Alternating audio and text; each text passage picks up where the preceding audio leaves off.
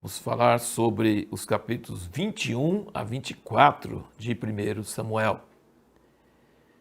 A Bíblia procura nos passar uma imagem bem detalhada de Saul e Davi, e Jonatas também. Mas Davi e Saul são figuras que a Bíblia, como artista, pinta bem claro todos os detalhes do caráter dele, das reações deles. Deus quer transmitir para nós uma lição usando esses dois personagens. E Saul era uma pessoa religiosa. E o que é o cerne de uma pessoa religiosa? Ela quer vencer na vida e nas coisas, fazendo Deus ficar bem com ela. Mas ela não interessa pelo sentimento de Deus, para conhecer a Deus, para atingir os alvos de Deus. Ela interessa que Deus abençoe ela. E ela quer fazer coisas mágicas, coisas religiosas, rituais. Ela quer usar truques para que Deus abençoe ela. E isso foi a derrota de Saul. É terrível ver isso. E tem isso até hoje. Pessoas têm espírito religioso e são muito certinhas em relação a regras, mas não tem o coração voltado para Deus. E o que Samuel falou com Saul é muito sério, esse negócio de que a desobediência é igual ao pecado de idolatria e a rebeldia igual feitiçaria. E você vê Saul caindo progressivamente cada vez mais. No início ele nem queria ser rei.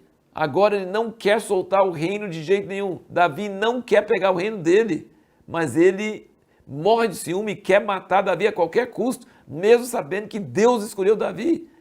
Isso é uma coisa terrível. E aí quando ele descobre que o sacerdote ajudou Davi, mas o sacerdote não sabia que o Davi estava fugindo de Saul. O sacerdote fez isso inocentemente, nem quis, não estava levantando uma insurreição contra Saul, e nem Davi estava, né?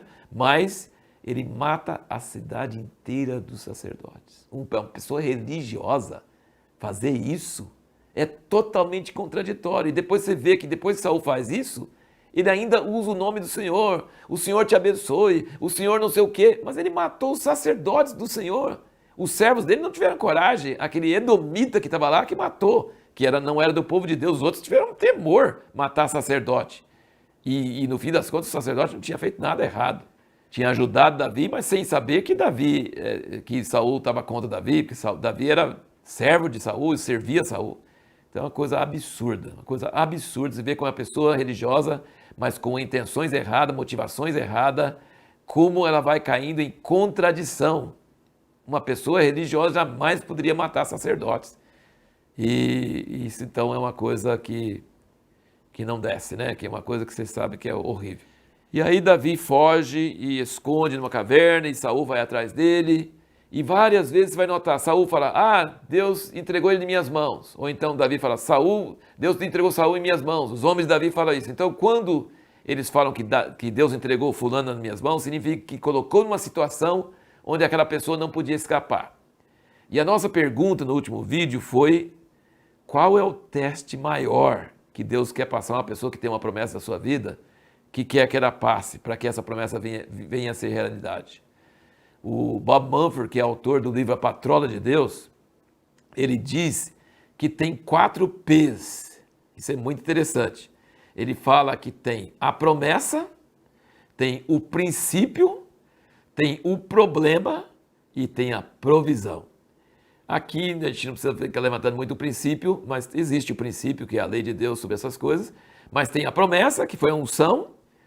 O princípio é que você nunca deve tentar cumprir a promessa de Deus com suas forças, com as suas mãos. Não faça isso. Saul simplesmente apressou e ofereceu o sacrifício fora de hora, queria ajudar Deus, perdeu o reino. E Davi, Deus colocou Saul nas mãos dele.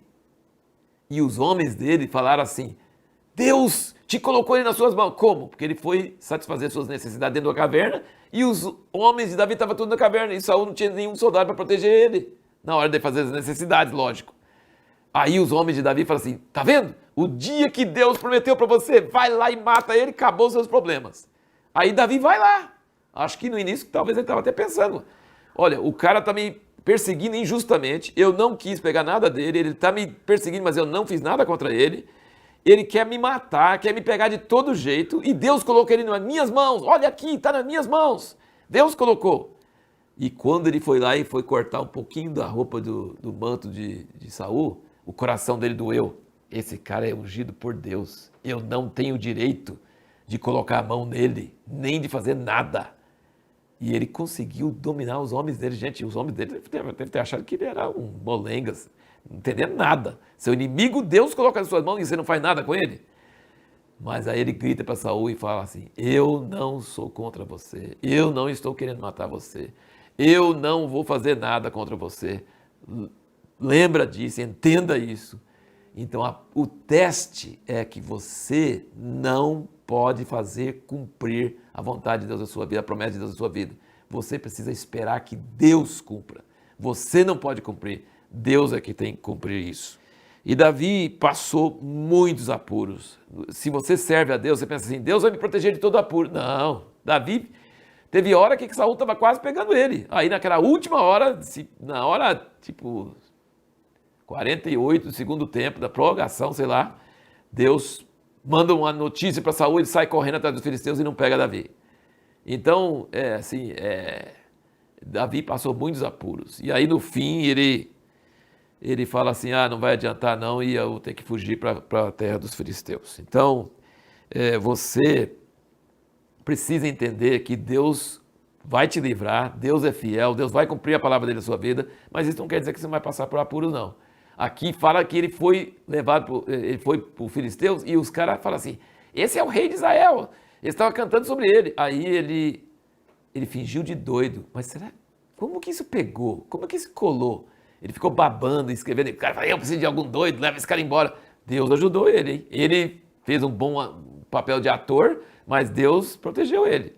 Só que no meio de todos esses apuros, lembra, gente, uma coisa muito importante, ele escreveu os salmos. Se ele não tivesse passado tanto apuro, nós não íamos ter muitos salmos. É os apuros que faz a pessoa conhecer a Deus, orar, louvar, agradecer, invocar, conhecer.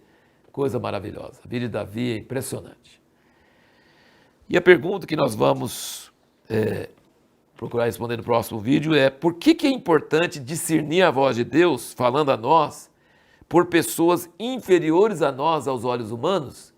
Deus usa pessoas que a gente pensaria que não usaria. E a gente tem que ter muita sensibilidade para discernir quando Deus está usando alguém para falar conosco, mesmo que seja uma pessoa que naturalmente a gente fala que Deus não iria usar.